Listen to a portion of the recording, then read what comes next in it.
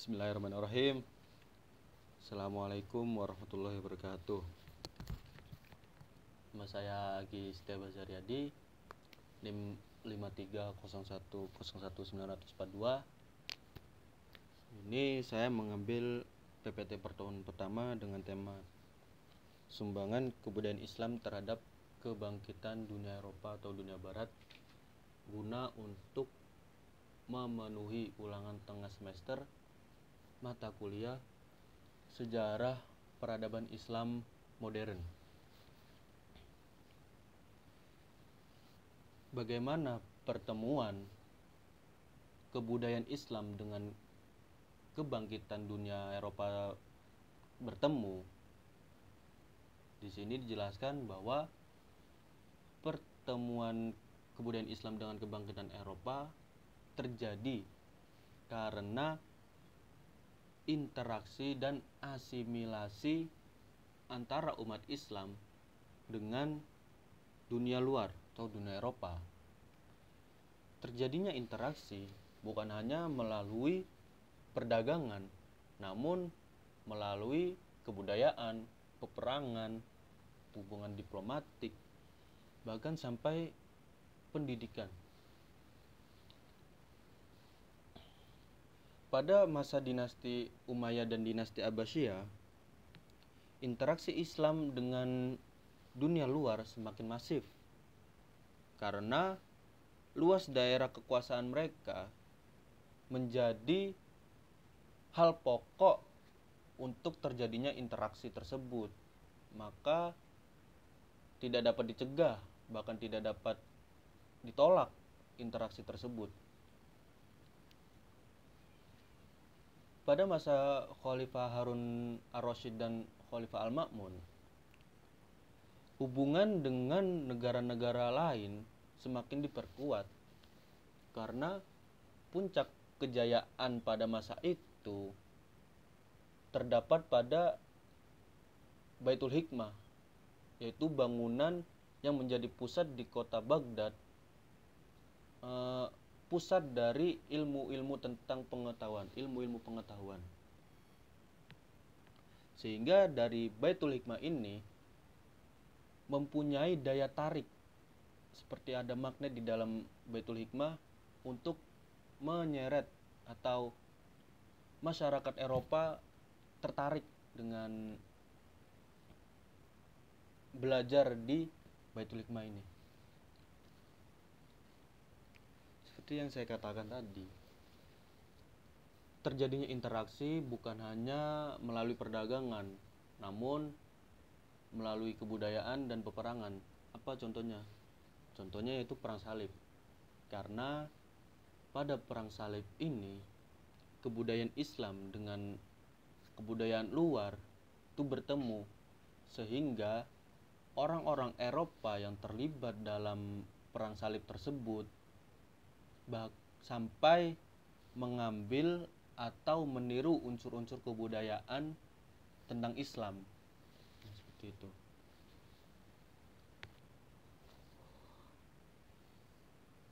Lalu sumbangan kebudayaan Islam terhadap kebangkitan dunia Eropa berupa ilmu-ilmu tentang pengetahuan seperti filsafat, sosial politik, ekonomi, dan ilmu pengetahuan.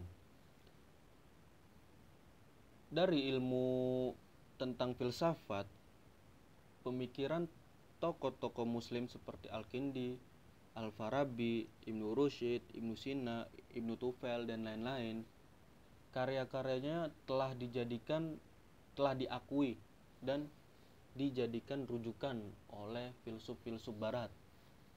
Al-Kindi contohnya.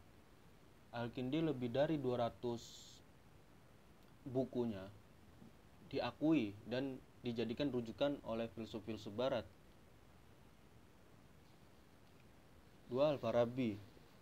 Pemikiran Al-Farabi tentang tasawuf, logika, dan metafisika juga berpengaruh terhadap filsafat barat, filsuf-filsuf barat. Ibnu Rushd, pada abad ke-6, falsafahnya dijadikan rujukan oleh golongan-golongan pelajar di Italia.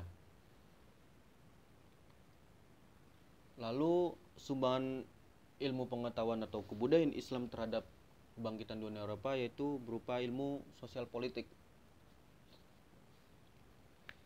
Konsep dari ilmu sosial politik dalam Islam yaitu konsep keadilan, hak individu serta penyertaan rakyat dalam memberikan pendapat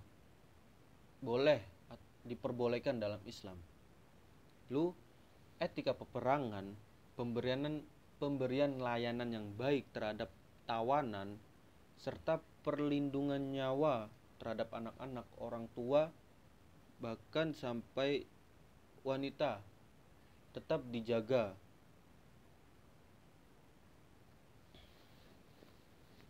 Lalu konsep-konsep kesejahteraan sosial masyarakat. Tanggung jawab menjaga kesejahteraan sosial yang melibatkan individu, keluarga, dan institusi sosial tetap disejahterakan oleh konsep Islam ini.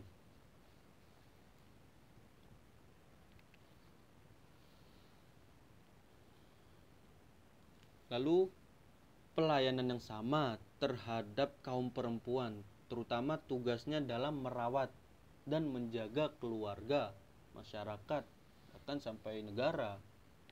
Wanita merawat dalam tugasnya.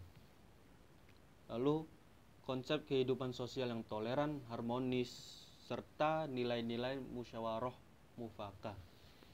Seperti itu konsep-konsep ilmu dalam sosial politik Islam.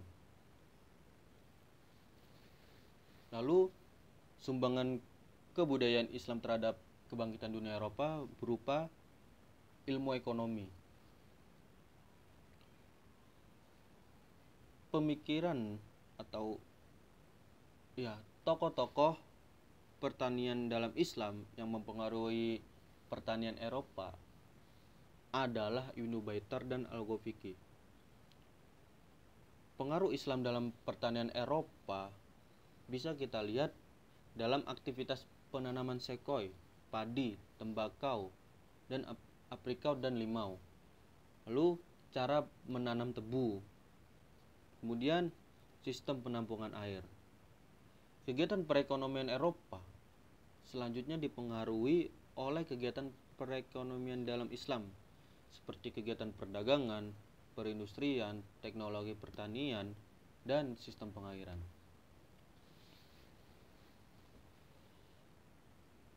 Kemudian sumbangan kebudayaan Islam terhadap kebangkitan dunia Eropa yaitu tentang ilmu pengetahuan.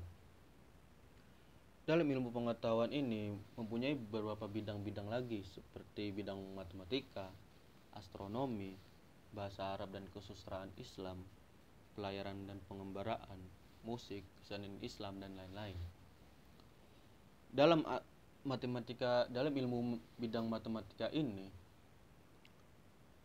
tokoh Al-Khwarizmi Al-Batani dan Umar Al-Khayyam dijadikan menjadi inspirator oleh matematikawan barat yang bernama Abelard dan Morley. Abelard dan Morley ini merupakan matematikawan barat yang belajar di Andalusia. Ya. Karena sebabnya tadi tiga orang inspirator dari ilmuwan atau guru di umat Islam di bidang matematika.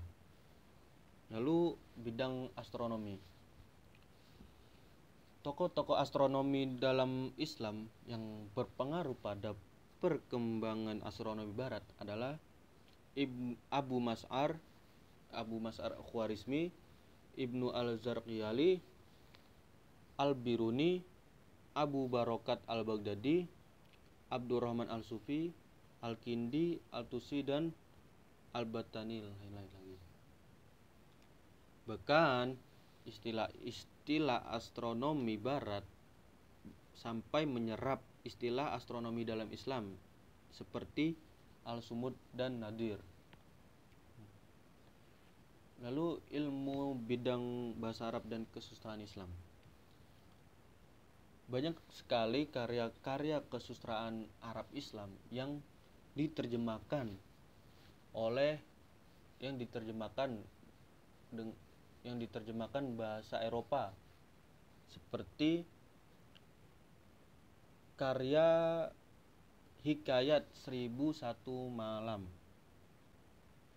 Nah, Hikayat 1001 Malam ini diterjemahkan oleh bahasa Eropa menjadi Arabian Night. Tokoh-tokoh kesusastraan Arab yang terkemuka yaitu Ibnu Al-Muqaffa, Al-Jahiz, Al-Ma'ari, Umar Khayyam, dan lain-lain. Lalu ilmu di bidang pelayaran dan pengembaraan. Beberapa tokoh Islam yang mempengaruhi ilmu pelayaran di barat diantaranya yaitu Al-Mas'udi, Ibnu Battuta, dan Ibnu Jubair. Dalam karya tokoh Islam pun diterjemahkan dalam bahasa Eropa, diantaranya yaitu Rihlah The Travels of Ibnu Battuta, lalu Rihlah Ibnu Jubair, The Travels of Ibnu Jubair, dan lain sebagainya. Masih banyak lagi karya-karya filsuf Islam yang diterjemahkan dengan bahasa Eropa. Lalu ilmu tentang bidang musik. Banyak karya-karya tokoh Islam tentang musik yang diterjemahkan ke dalam bahasa Latin, terutama di Toledo. Kaidah nada suara musik Arab sering menjadi bahan kajian para tokoh musik Eropa. Salah satunya yaitu Ocetus, karya dari musikus Eropa John of Garland. Lalu ilmu di bidang kesenian Islam. Kesenian Islam yang berpengaruh kuat terhadap kesenian Eropa dapat dilihat dalam beberapa hal. 1. Penyelingan batu-batu warna cerah dan gelap yang merupakan ciri khas dari kesenian rumah masyarakat Mesir. 2. Menara masjid mempengaruhi pembangunan menara lonceng di Italia. 3. Batu nisan Bohemond di Canossa, Italia juga meniru gaya batu nisan dalam Islam. Nah, dari bidang-bidang ilmu pengetahuan ini bahkan atau hasil dari pemikiran-pemikiran filsuf Muslim dijadikan rujukan oleh tokoh-tokoh pakar dalam orang-orang Eropa. Nah, hal inilah yang membuat bahwa pada saat itu kekuatan umat Islam atau keilmuan umat Islam sangat maju dan berpengaruh besar bagi kehidupan yang dulu bahkan sampai sekarang.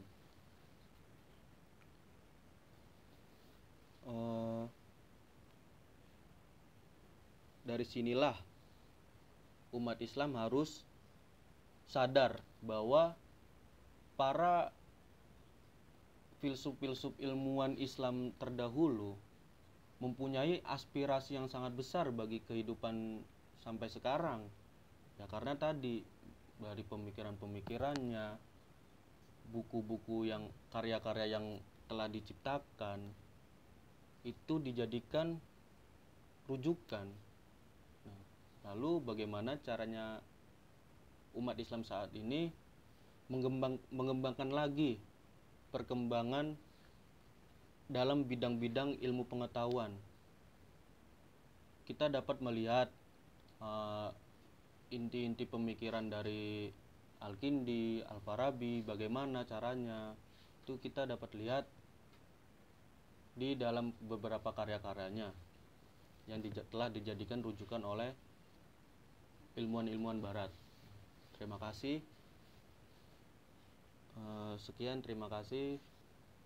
Mohon maaf bila ada kesalahan, mohon dimaafkan. Assalamualaikum warahmatullahi wabarakatuh.